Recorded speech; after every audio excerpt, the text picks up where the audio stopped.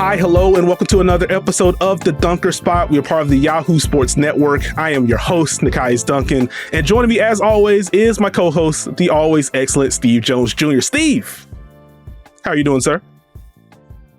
Feeling good, feeling great. Happy to be here, excited to be here. Thank you, Duncan, for once again embracing your bounce. Ready to talk some hoops. Nice hoodie. You and I had the privilege of doing an episode of The Warm Up on the NBA app / NBA TV with the great John Fanta to kick off the regular season. And in the early portions of that show, I said, I don't know if it's going to be the best division in basketball, but I think the Southeast Division is going to be the most interesting division in basketball. And I was very fine with being on an island with that take, but that's how I felt heading into the year. Now, this also comes with me thinking the Magic are going to be the 3 seed. They are not there. The Hawks being the 5 seed. They are not there. The Heat being in the play-in, we will get there. But as of recording, Steve, your 7 seeds the Orlando Magic, your 8 seeds the Miami Heat, your 9 seeds the Atlanta Hawks, the 10 seed is the Charlotte Hornets, and then we also have the Washington Wizards that are out of the play-in picture. But we're getting Trae Young basketball on Thursday, apparently, if he doesn't get suspended after getting ejected while being on the bench. So even the Wizards have had some fun this year. I am so fascinated by this race. I'm fascinated by the play-in picture in general, because all of these teams, when they play their best, it feels like they can beat pretty much anyone in the East on any given night.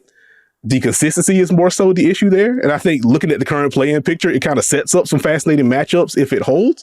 But I really want to dig in on these teams, because it feels like all 4 are kind of in different places right now. And within that, Steve, I wanted to talk about the Charlotte Hornets to kick things off.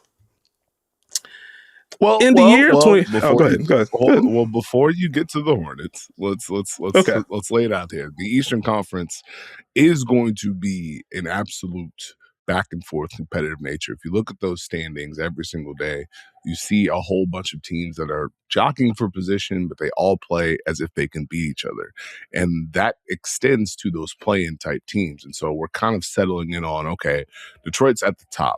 So one of you get the Detroit Pistons, and I don't think they're going to be afraid of them. Not to say the Pistons haven't earned respect, but I think if you're a team in the Eastern Conference, again, you're looking at each other like, we can beat you. One of you gets either Boston or New York, and the Boston portion gets interesting because, obviously Jason Tatum could return, but they have a very consistent style of play on both ends of the floor. So how do they set up to put themselves in position to knock on the door on some of these teams in a playoff series? While also trying to figure out how to beat each other to get in. I think that's where it gets fun. But yes, it's time, Nekias, long overdue. Go ahead and talk about the red-hot Charlotte Hornets. The red-hot Charlotte Hornets, indeed. So to kind of lay out the full picture, as of recording, they're 30-31. They're 10th in the Eastern Conference right now. Have a pretty hefty lead over the Milwaukee Bucks, who we're also going to talk about a little bit later in the show, because, what a return for Giannis in that game. But in the calendar year of 2026, Steve, the Hornets haven't been the middling team that their overall record would exemplify. They haven't been a good team. You could argue they haven't even just been a great team. They have been phenomenal on both ends of the floor, Steve. They are 19-9 in 2026. They have the best net rating, not in the division, not in the Eastern Conference, in the NBA overall, with a nearly 30-game sample to talk about. Per Cleaning the Glass, they're first in offense, they're 5th in defense, they're first in net rating. They're currently riding a 4-game winning streak. And in those 4 games, it's a 133.1 offensive rating and a 106.9 defensive rating, which is completely absurd for them. And so, I've just been trying to, one, soak in what the Hornets have been doing, because they have just been playing well. They've been getting a bunch of wins. You go back to early January, where they have 2 separate games against the Utah Jazz and the Philadelphia 76ers, where they hold a 50-point lead. It's the first time in franchise history they were able to do that twice, not only in the same season, but in the same month. So, that's absurd in and of itself. But even as you're kind of tracking the Hornets on this run early in January, it's okay, they've been playing better. The defense seems more sound. We're going to get into specifics a little bit later. Defense playing more sound. You get to see more of LaMelo plus Con Kniffel plus Brandon Miller together. And it's okay, that offense is electric. This is cool. But the Utah game kind of skews the numbers. Then the Sixers game kind of skews the numbers. But now as we record, Steve, again, 19-9, 13 of their 19 wins have been by double digits. like, you don't trip into that kind of, not just winning, but that kind of dominance while winning. And then even when you get into their losses, if you remember, beginning of the month, it was basically like 3 straight clutch losses for them, 3 straight game winning losses to them. They lose by 1 to Milwaukee in a game where they pretty much don't have their center rotation. No Musa Diabate, no Ryan Kalkbrenner. They just signed PJ Hall to kind of fill in some front court minutes. Giannis has 30, 10, and 5 in that game, and he ends up getting the game winner off of a lob from KPJ. Then you get the back-to-back losses to Toronto, where Emmanuel quickly knocks down his 3 at the buzzer. The next day, they have a lead against the Indiana Pacers. They blow it with some late-game nonsense. LaMelo gets funny in transition, etc. You end up getting the Pascal Siakam layup, and then they turn the ball over directly after giving up that basket. And so, like, those are 3 of your losses. The only double-digit loss that they have suffered in the year of 2026 was to the Golden State Warriors. And that's, I think, January 17th. So, like, this has just firmly been, we are beating you and beating you soundly. If we do lose to you, it's likely going down to the wire in some capacity. And so I'm just, on a baseline level, I am impressed with the Hornets having this prolonged stretch of play, considering where they've been the last 2, 3, 4, 6, 7, 10 years. And so for them to kind of, even among just the general NBA community, go from LOL Hornets to, hey, they got the best net rating in basketball, and they've had that for like 2.5 months. I just love that portion of the program. Like, this has just been a great story. Before getting into more particulars of how they've been this good, I'm just glad that the area is energized the way that it is and that they're playing this level of basketball. Well, I mean, I think this is one of those things when it comes to basketball where things are not always going to be linear. You know, no one kind of saw Charlotte having that 9-game win streak and then maintaining the belief on what they found during that win streak.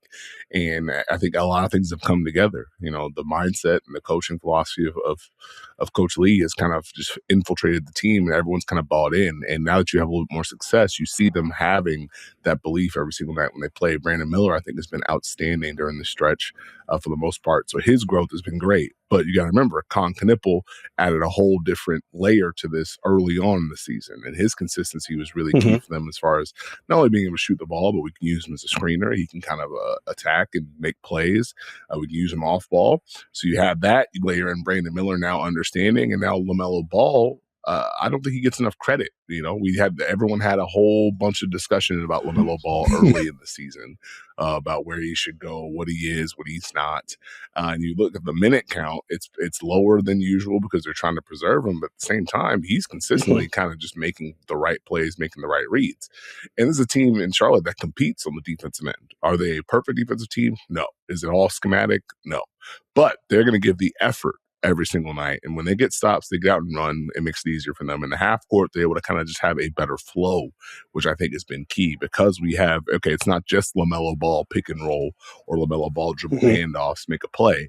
Con Knipple is involved in so many different actions. Brandon Miller is involved in so many different actions. If our first action doesn't work, we can flow to one of those other people. And so I think that's just been a key part for Charlotte, especially in that starting lineup, which I feel like that starting lineup has been a really key part of their success. Like if you have Diabate, Miller, you have Con Knipple, LaMelo Ball playing at such a high level, everything kind of just makes more sense. And now the bench can feel the energy. Everyone can play different, you know, and Charlotte's traditionally been a hotbed in the NBA. You go back and look at the 90s tape and listen to how loud that Coliseum was.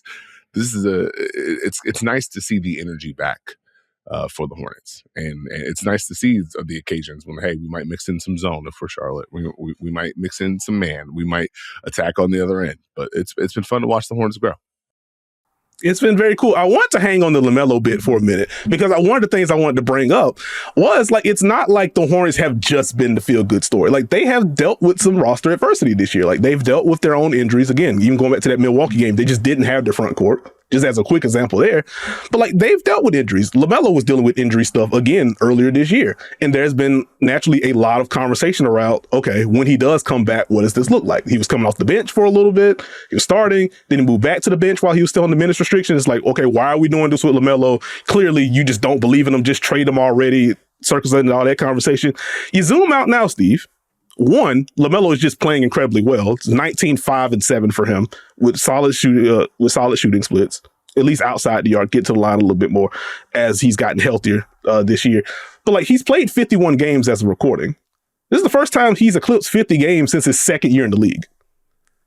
Like, I think you take that if you are the Charlotte Hornets while understanding we have a plan to ramp this up. It's not always going to be, you know, he's going to play 25 minutes a night. And I think around that time where they're trying to figure out the minutes restriction, there were some games where he wasn't closing because of what the minutes restriction was. It was like, okay, well, cool. Let's adjust this. Let's now move him. Let's have him come off the bench. So now we can match these minutes better. So he can close things out for us. So like for them to figure that out, deal with that, it wasn't always perfect, but that shows a level of problem solving that we generally haven't seen with the Charlotte Hornets over the last decade or so. Or at the very least, we haven't seen that consistently. So I'm glad you brought that part up. And LaMelo has been massively important. The numbers are there. The playmaking is there. You continue to keep eyes on the drives. And then you look at the on-offs, and the Hornets offense is like 14 points worse with him off the floor. And they score at best offense in NBA history levels with him on the floor. And again, you zoom out, it's Brandon Miller, who's become more dynamic as a guy that can attack switches, can get downhill a little bit more, has the mid-range scoring in the bag, doesn't mind bombing away from three. Like his random second or third quarter explosions have been a fun thing to watch over the last couple of months. Obviously, we've talked quite a bit about Knipple, mostly within, you know, his relation to the Rookie of the Year race between him and Cooper Flagg. But even within just the Charlotte context, the drives, the secondary playmaking, the three-point shooting, his use as a screener for both LaMelo Ball and Brandon Miller on or off the ball, to your point about the Hornets being able to build at their offensive flow.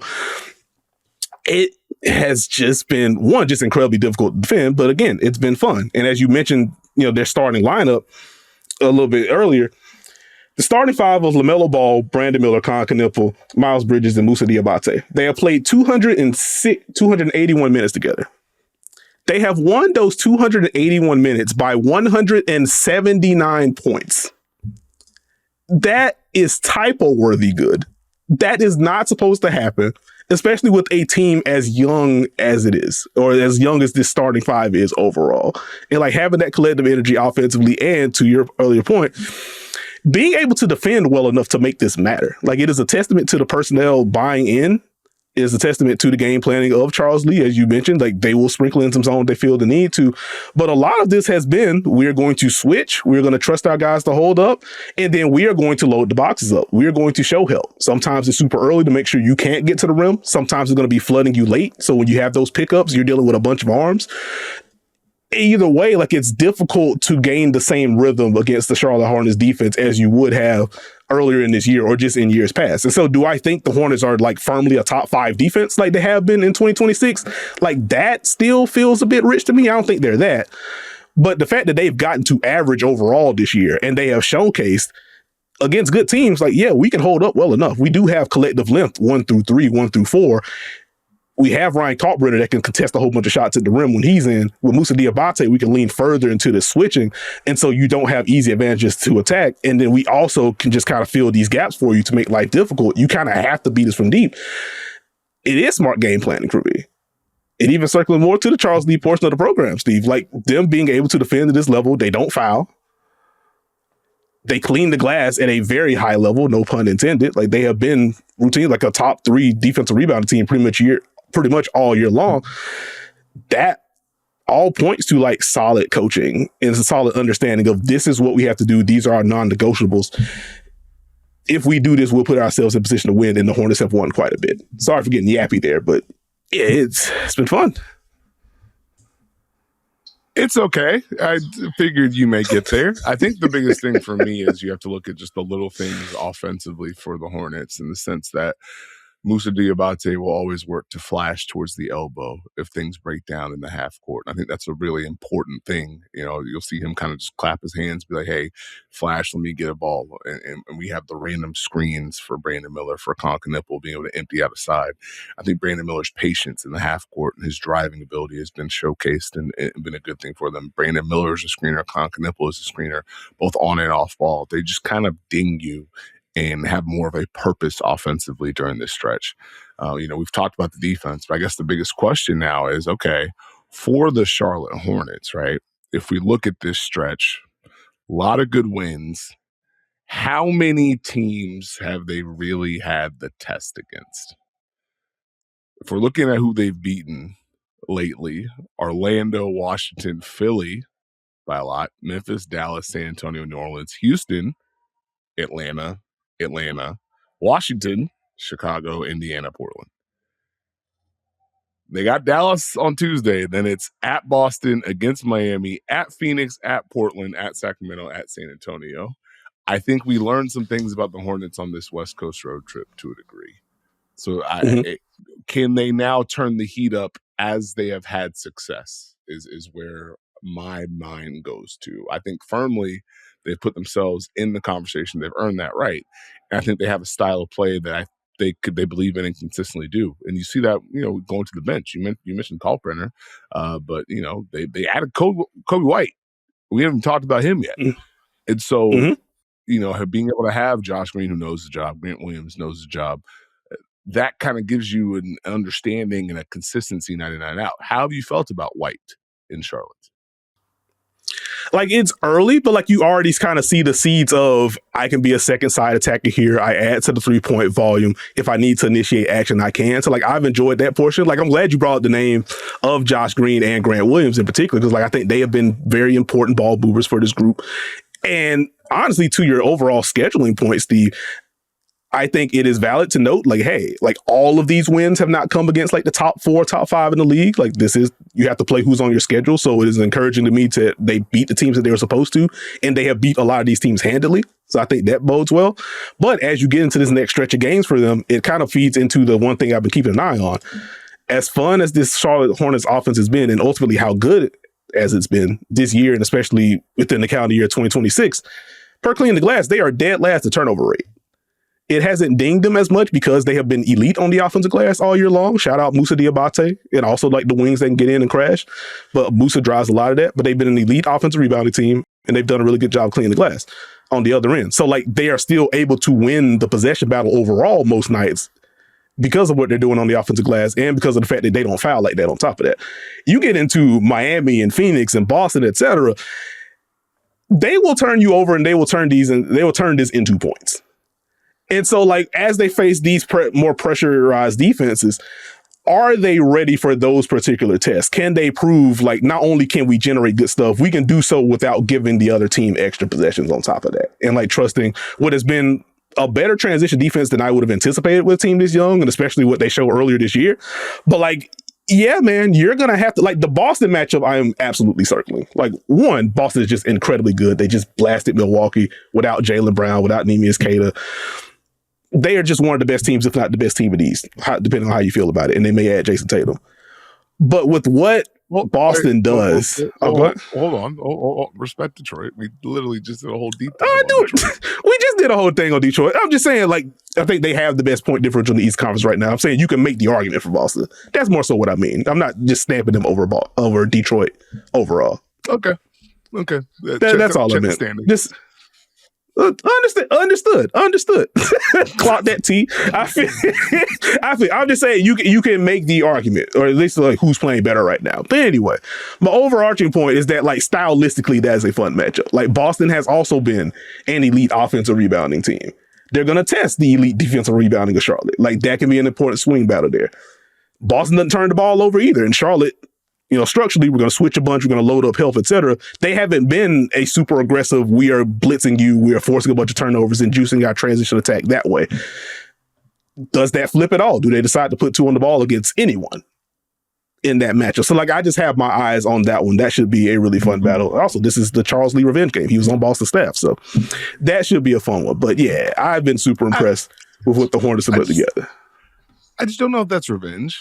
He left to coach his team. That's kind of, I took an opportunity. Thank you for everything. Would like to beat you, but I don't think it's revenge. I mean, I think one of these things, when you have teams that get hot late in the year, right, it's a positive for them. But now, what does the league do to respond? Is it switching? Mm-hmm. Is it sagging off? Is it going under? Because a lot of, is it trying to mess up your flow, be physical, take away your movement?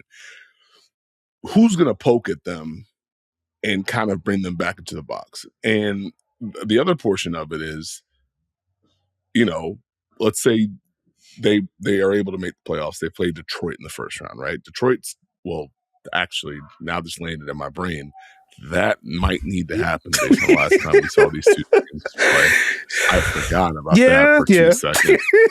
But Okay, who's going to be physical with them? Like, what is the solve? Like, that's where it gets pretty interesting for me. And so I'm with you. I wanted to indulge in the Hornets. I think that's fair, Steve. I think this is going to be an interesting stretch for Charlotte. Quickly, since we are fresh off of having a Paolo Banchero conversation on Friday, I actually want to ask you about the Orlando Magic just as a whole. So this was more like, again, the Friday conversation was more Paolo-centric. Orlando's 7th in the Eastern Conference right now. They're not too far out of 6th, but it has been a weird stretch for them. They are now on a losing streak. We are not too far coming off of, hey, Paolo, you're asking about what's going on in the second halves. You say one thing, you ask Jamal Mosley the next day about it, and it's like, well, I think Detroit just played harder. And it's like, well, probably not a big deal in the vacuum, but then the overall conversation of how this team has been taught, that feels kind of weird. So, Steve, I just ask you broadly, where are you at with the Orlando Magic right now? Like, is this a team that can turn it around? Are they just kind of middling and we just need to get to some changes in the offseason? Like, what end of the spectrum do you find yourself on with this group? I think Orlando has always been a dark horse type candidate if they could put themselves in the right position. And for me, part of that is just getting into the playoff mix. And they're right there. Them and Philly, they can knock on the door. I think for me with Orlando, the issue is the defense can't be what it is. I think they're like 15th in defensive rating in the calendar year of 2026, according to NBA.com. That's not part of the formula. It's not horrible, but they have to kind of be an elite defense. If you're not going to be that same elite defense, your offense can't be 22nd. And so they have not necessarily found what they need to be themselves. I think it's in them. They have size, they have length, they have defensive mindset. They've attempted things offensively. But are they playing with the same belief? Are they playing with the same moxie offensively? Do they? How many guys are playing with confidence right now? How many guys are going right now? And so, yes, I could probably theorize they would not be a fun team to play in the playoffs. But they've got to start playing some quality basketball to put themselves in position to be there and be able to use Paolo Banchero and Franz Wagner if they can get healthy and Desmond Bane get downhill, because we've seen positive things from the Magic. Unfortunately, we have not seen anything that looks like consistency, and you don't know which part is really the solve, right? I think for me, it's always been, okay, when they defend, everything looks a lot better. Especially because you had this year from Anthony Black, Jalen Suggs decided to become stone cold. Like, there are things that are positive for Orlando.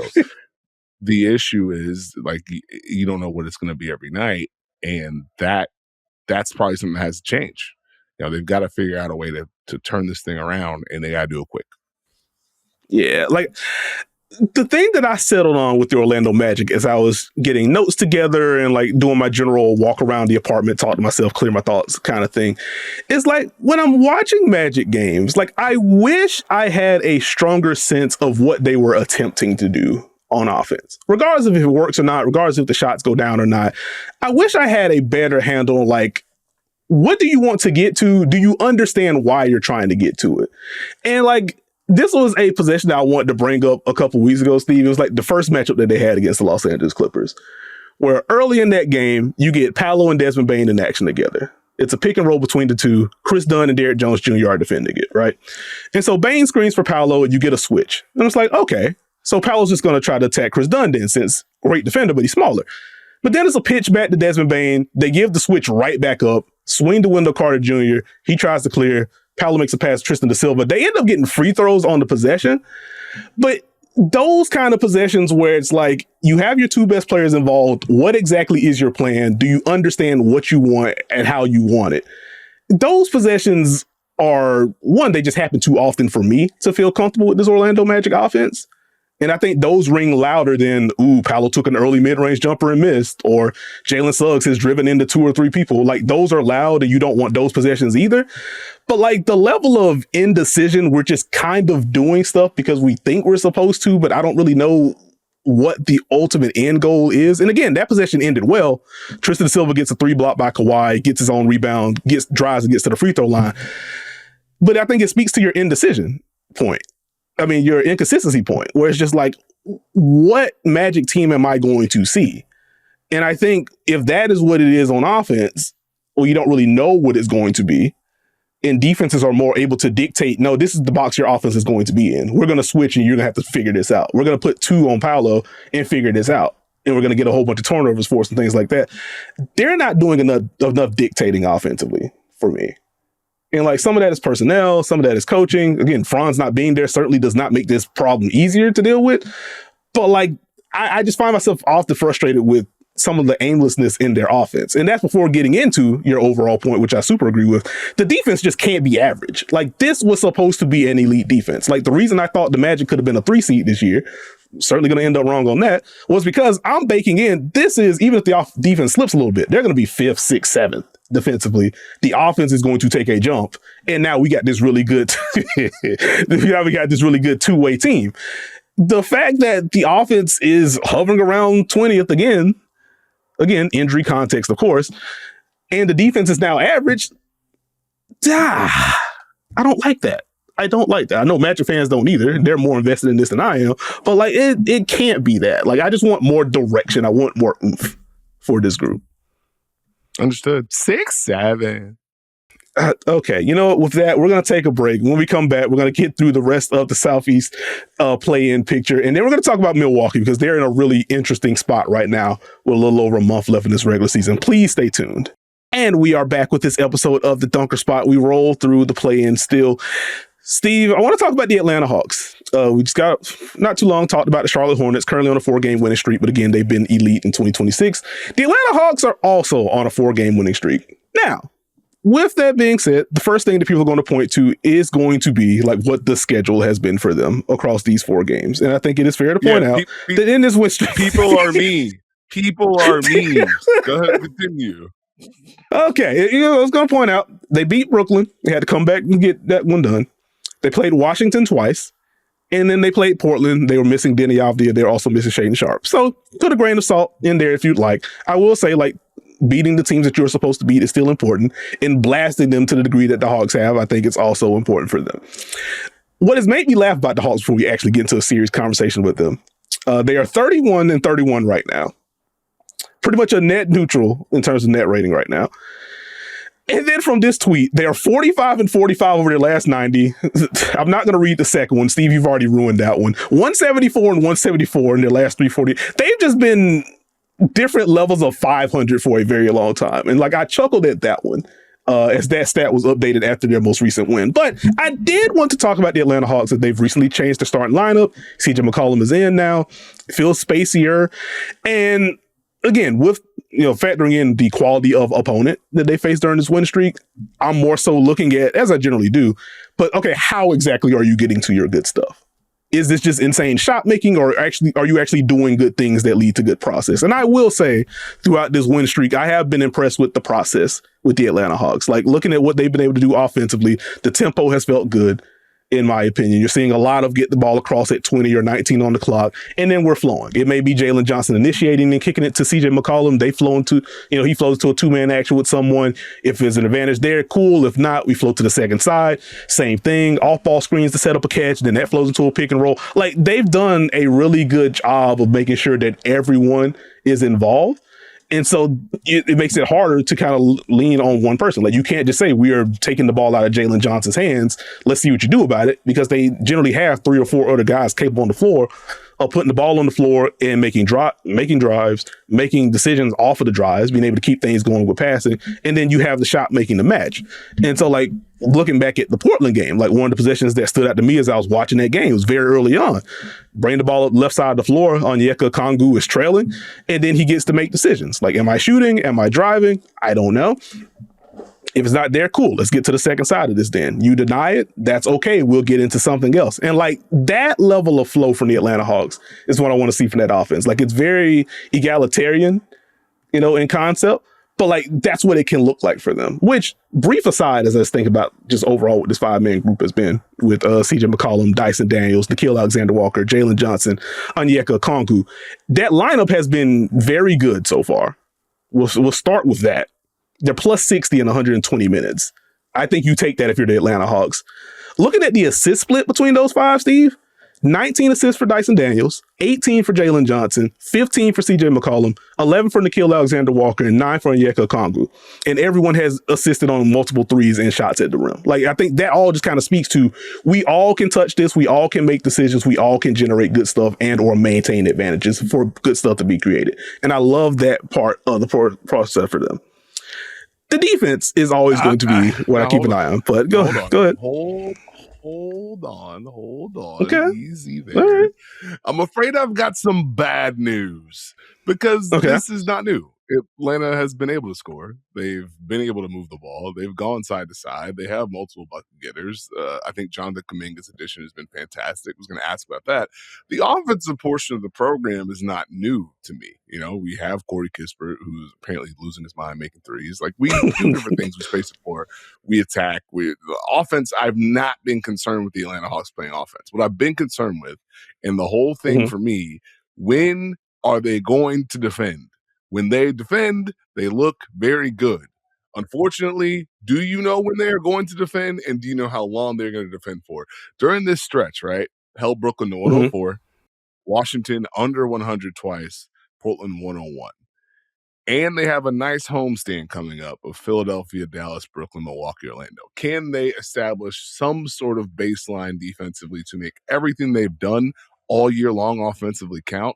That's the Atlanta Hawks question. That's the Atlanta Hawks story. And so, yeah, CJ McCollum adds a ball handler. Nekias Alexander Walker's been great. Jalen Johnson can't hone in on them. Can they do enough defensively to make the offense pop even more? I think that's fair. And I think ultimately this is kind of why I want to start with the offense. You zoom out for what they've been in 2026 so far, 15-12. They're 7th in defense in the calendar year of 2026. They're 21st in offense. Now, there's a lot of injury stuff. You also factor in the trades and what they did to the rotations. A lot of context to add to why it's been that.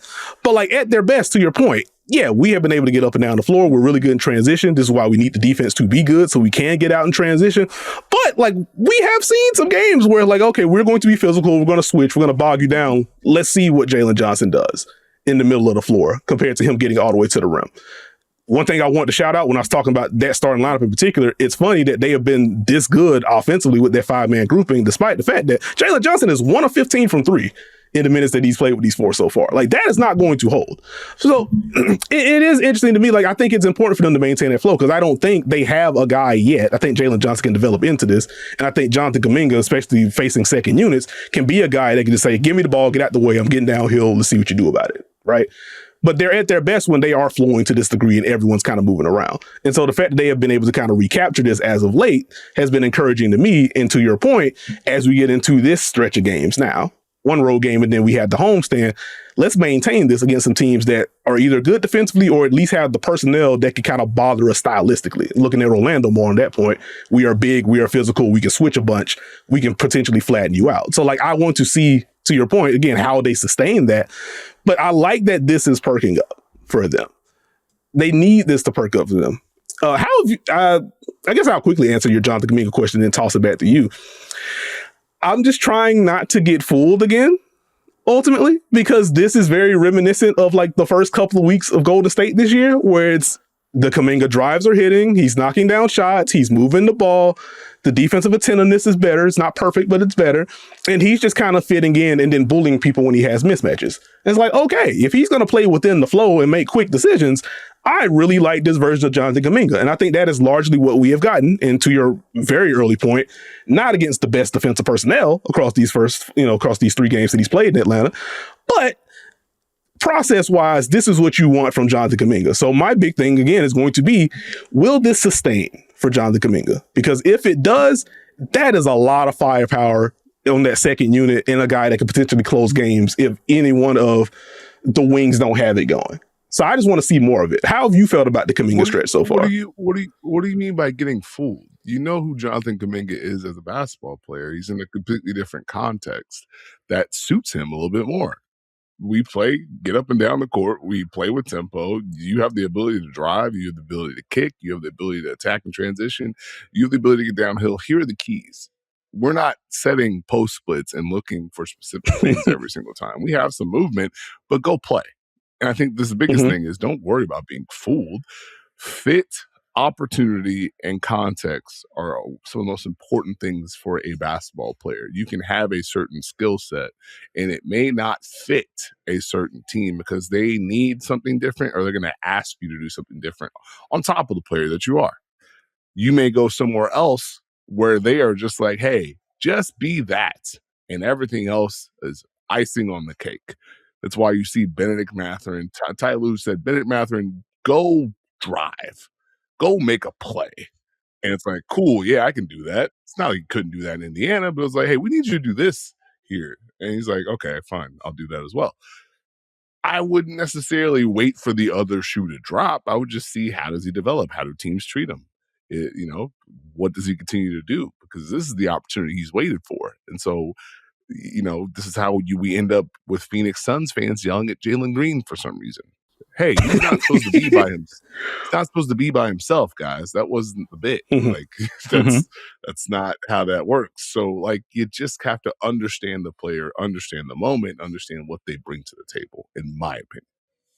No, I think that's fair. And to that point, I think he has fit very nicely so far in Atlanta. So again, I guess I should word it differently, not necessarily I don't want to be fooled, but it's more so I want to see him sustain this level of play. Because I think, to your point, we talked about this when the trade was made, this is a context in terms of the play style and the overall tempo that Atlanta wants to play at. This does make more sense for him. This is a better stylistic fit for who Jonathan Kuminga is right now. And so I think there is a better chance for him to sustain this, but I do want to see him sustain it. Is kind of my big picture thought right now when it comes to Kuminga. I want to toss one thing at you on this, two things at you on this Hawks group before we move to Miami. One, the Dyson Daniels season has been very interesting to me, more so offensively than anything. Because I think one of the quiet things is him being able to initiate as much as he has been, him being used as a screener and handoff hub as much as he has been. It's kind of mitigating what has been a very bad three-point shooting season in terms of efficiency and also volume. So I'm glad that he has found other ways to impact things offensively, and the offensive rebounding has been incredibly fun for him. As we talk about what is Atlanta going to look like as the competition stiffens and things, will teams experiment more with putting bigs on Dyson Daniels? It's not something that he's never seen before, but in light of how he's been used this year, is that as effective as a strategy as it has been in years past? I'm curious to see what that part is. And Onyeka Okongwu just becoming a volume three-point shooting big on top of everything else is just incredibly cool and a very fun development for Atlanta. It started with the random exit screens for corner threes a year and so ago. And now he's just taking 5 threes a game and shooting 38% of them. So I just wanted to shout out Onyeka for what he has been for that center room. So that's just 2 quick ones from me. Let's talk about the Milwaukee Bucks real quick, Steve. They are the team that is outside of the play-in picture right now. Again, I think 3.5 games behind the Charlotte Hornets, who are streaking right now outside the play-in picture. Giannis just made his return. Second night is back-to-back for Milwaukee. I think they had a home game, or a road game, then a home game. They get Boston. They get blasted by Boston. So not the most fun game to watch, Drew. Not the most fun result for Bucks fans in particular, but I give a little bit of grace with Boston being incredibly good and also second night of a back-to-back. But this is a team that is looking to make a play-in push. And we have seen on the high end in 2026 at the very least, and I tweeted this recently, the Bucks were at one point were the best half-court offense in basketball, or at the very least were producing the most efficient half-court offense in basketball. Guards were knocking down a whole bunch of shots. The 5-out spacing, I think, was helping induce driving lanes. They're one of the highest volume pick-and-roll teams in the league. So if you get any amount of pull-up shooting or advantage creation from there, it's kind of easy to eke out those kind of advantages with the way that Milwaukee spaces the floor. On the other side of the coin, though, this defense has largely been a mess this year, and not having Giannis until yesterday certainly does not help in that regard.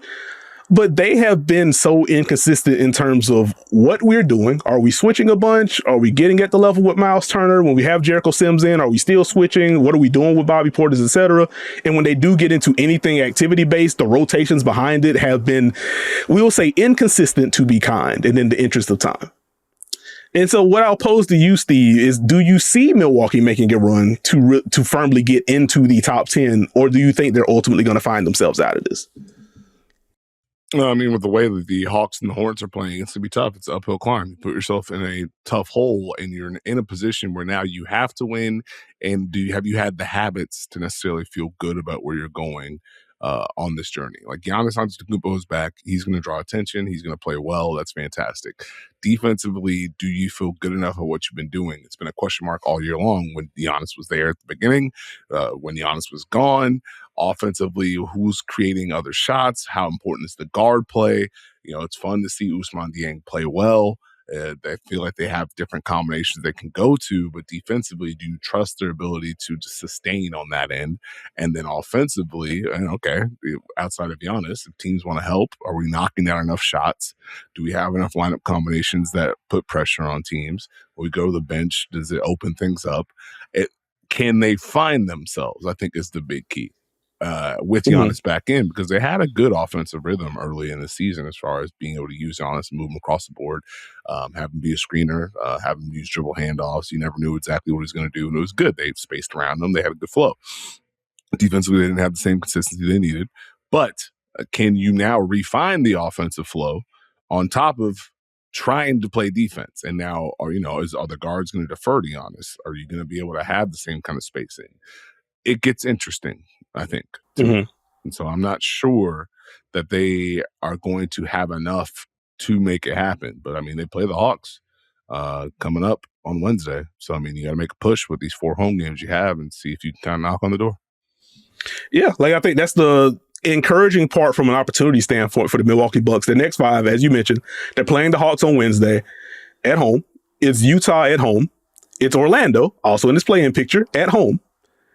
And then it's Phoenix next Tuesday. That caps off the homestand. And then it's at Miami next Thursday. So 3 of your 5 are against teams that are ahead of you directly in the play-in picture. So if you go 3-0 in those games, you naturally put yourself in a better position to make a run. I think for me, I'm curious also to see what this implementation offensively is going to look like. I think naturally it's Giannis. There is going to be a level of difference. I was encouraged by the fact that it did feel like there was a lot of screen setting and handoff usage for Giannis in the game back. I can quickly get those actual numbers, but at least felt that way early on before the game got out of hand. And then the Bucks made their run early in the third quarter, and then it got out of hand again.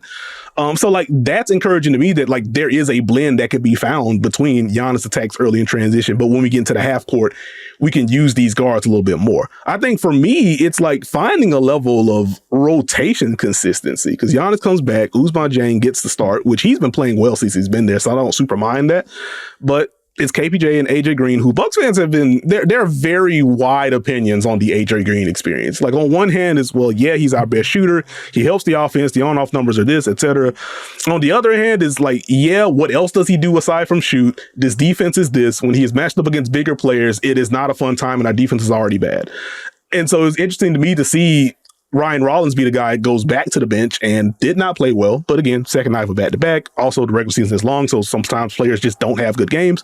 So I'm curious to see what the guard/wing rotation is going to look like for Milwaukee. And then to the front court. And I was talking to you about this before the show, Steve. This Miles Turner season and this Miles Turner usage and the Miles Turner minutes have all just kind of felt weird, regardless of how healthy they've been otherwise. And I just don't know how I feel about the Miles Turner experience right now. And it doesn't feel like the coaching staff knows how to feel about the Miles Turner experience. It's his minutes and role kind of fluctuates. Jericho Sims wasn't playing, and now he's just a part of the rotation, which I don't mind. I think the vertical rim pressure he provides, the offensive rebounding, the switchability, you can see the logic behind playing him more, and he has given them good stuff. The Bobby Portis season, he's knocking down threes, but also he can be catching holding, and then the defense is what it is. The front court rotation's also kind of odd. So, do we get to a point to where we see more Giannis at the 5 kind of by default because we have all these guards that we can play? And there's differing levels of trust in the front court. Is that something you can foresee moving forward? Well, I mean, you have all these bigs that you have to play because they're on your roster. So, you can get to Giannis at the 5, but I don't know if it's going to be an advantage. I don't know if it's going to be a threat, and you still have to play those other guys. Bobby Portis is still going to play 20 minutes, and if Jericho Sims' energy is going to earn him 20 minutes, it's going to be fantastic. I think for Miles Turner, it's been, okay, what exactly do they want him to do? Is he going to be a switch big? Do you feel good about the switches? How much is he going to be spaced in the half court? Is it going to have an aspect? I thought his random cuts were very good early for Milwaukee. Does that matter as much anymore? Is he just spaced? Is he not involved as a screener? Does he have a feel on either end of the floor? I haven't necessarily felt that. You know what Bobby Portis is, but is this going to be Bobby Portis shoots threes, or is this going to be Bobby Portis trying to attack in the post? I don't know if you necessarily are going to get to, hey, we're just going to exclusively play small ball, because you have the yin-yang of I don't know which bigs I trust and I don't know which guards I trust. as far as, Cam Thomas plays 11 minutes, Ryan Rollins plays 24 minutes, Gary Harris, we need this. Like, it gets interesting. So they just have to find the people that they believe in, and they got to do it quick. They got to do it quick indeed. 34 in the second game for Cam Thomas. He has 37 combined over his last 5. Like, that is not going to get it done. Also keeping an eye on just the rebounding. A lot of that is tied to, again, the rotations from Milwaukee defensively just kind of being haphazard. They've technically been like slightly above average as a defensive rebounding team, but like Boston hit them hard last night.